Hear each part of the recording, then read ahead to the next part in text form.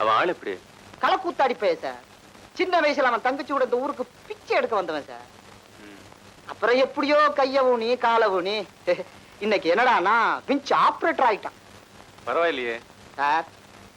சொல்லக்கூடாது. பரவாயில்ல, சொல்லுங்க. அவன் தங்கச்சி பாவம் அப்பாவி பொண்ணு சார். அந்த பொண்ணு மேல இந்த பயலுக்கு கொஞ்சம் கூட கரிசனையே இல்லை சார். அந்த புள்ளைய நாள் கணக்கா பட்னி போட்டு இந்த பய ஊரை சுத்திட்டு திரிவான் சார். பாவம் தாயில்லா பொண்ணு பட்னியா கிடந்து சாகும் சார். அப்படியா? அது போகட்டும், செய்யற வேலையில ஒரு பக்தி வேணா சார். வயிற்ற காப்பாத்த வேலையாச்சே. இவன் என்னடானா காளி பசங்களை எல்லாம் சேர்த்துக்கிட்டு விஞ்சு குட்டையில உட்கார்ந்து 3 சீட் ஆடிக்கிட்டு இருப்பான் சார். எப்ப பார்த்தாலும் விஞ்சு குட்டையில கூத்தும் கும்மளம் மாத்தான் சார் இருக்கும். சேச்சா, இப்படி எல்லாம் வேற பண்றானா? It's very bad. இந்த மாதிரி பயல உடனே வேலையை விட்டு துரத்திட்டு விஞ்சு குட்டைக்கு வேற ஆள் போடணும் சார். என் தம்பி கூட படிச்சுட்டு வீட்டுல சும்மாதான் சார் இருக்கான்.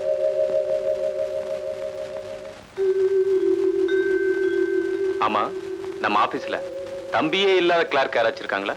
ஏன் சார்? இல்ல, காளியை பத்தி நான் உண்மையான விவரங்கள் தெரிஞ்சுக்க ஆசைப்படுறேன்.